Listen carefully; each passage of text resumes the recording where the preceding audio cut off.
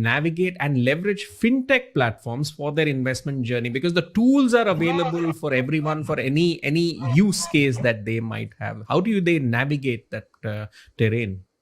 So I guess firstly, you got to understand the use cases of every platform. Okay, every platform has a particular use case. You got to understand it, and you got to be aware and educated about these platforms and the compliances, basically. And let me come to the lending aspect first. Okay, in the lending aspect, you see a lot of apps, are lending amounts to to the daily Indian consumers. The problem in such apps or platforms is that they might not be regulated or they might not be compliant, and taking a loan from them from such platforms is a very risky thing, because we have heard stories, we have seen cases where the people who have taken loans have been facing what do you say, various challenges in terms of repayment, or in terms of their own what do you say, threats or any blackmailing kind of things. But you need to be aware and educated about those platforms and the compliances they are. Just use use the platforms which are compliant. Okay, be educated about the platforms you use. Money is incentivizing, but take it from the right source. Okay, so that's one thing that we need to be aware of. And definitely the trends and tech trends that are happening in the fintech spaces, you got to be aware of, because SEBI is coming up with new rules and regulations every now and then. So you got to be aware of those rules and regulations, because that really impacts fintech players a lot. So let's say any of the regulations are impacting any one of the fintech players that you are using on a daily basis, you got to be aware of it. So I guess being more educated about these platforms compliances, their use cases, and how the day-to-day laws are impacting it is going to be the best way to navigate through this fintech landscape. And just the thing is, like uh, lot of veterans in this profession have also trying to cope up with the whole FOMO thing. It's not easy to escape the fear of missing out, but I guess it would be best to be consult people when you don't know stuff. When you don't know stuff, it's Indeed. fine to ask. So that's the best thing I feel. You got to be able to take advices when it's from the right person. So that's, I guess. That's a very, very important point that you mentioned, Sai. If you do not know, ask. That's a very important part. Do not navigate alone. And Mr. Rao, as you mentioned earlier, this new generation is wise beyond their years. So it's great to see that they already have a head start in knowing, more importantly, what their goals are and then framing their investments accordingly. Harsh, let me come to you for your thoughts on the learnings from 2023. What adaptive strategies would you recommend for young professionals to enhance their financial resilience?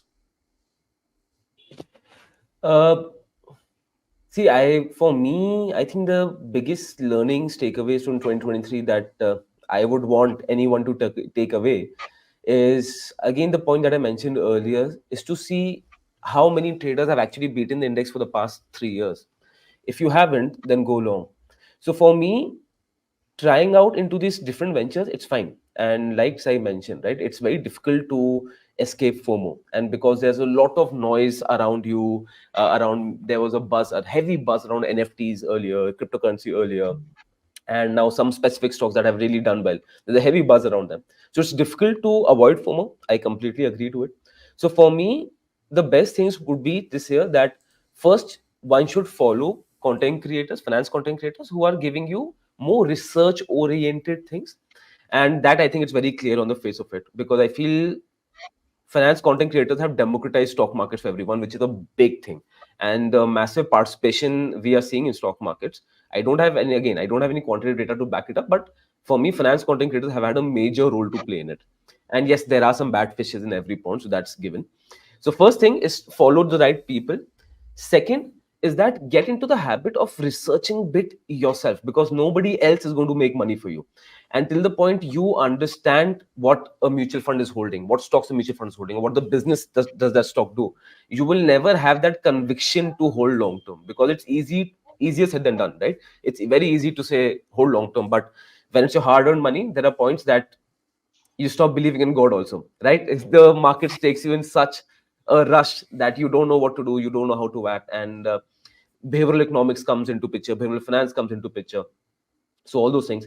So my thing would be that to invest in good quality businesses. You are thinking 3 years might be a long time, but look at 2020, look, we are sitting in 2024, it's gone like this, and the coming 5 years it'll even keep going faster. So please, if start investment first in good quality businesses, understand those businesses, have developed some capability to do research on your end, some capability, so that you know what you're getting into and you can have some sort of resilience. And afterwards, you want to have a small portfolio where you want to experiment trading, or you want to just keep things exciting, you can, because investment is boring, undoubtedly. And I know a lot of people who have those 2-3% portfolio where they just keep on playing with stocks just to keep things exciting for themselves. So, and if investment is getting boring for you, I think you are at the right end. You're doing things the right way.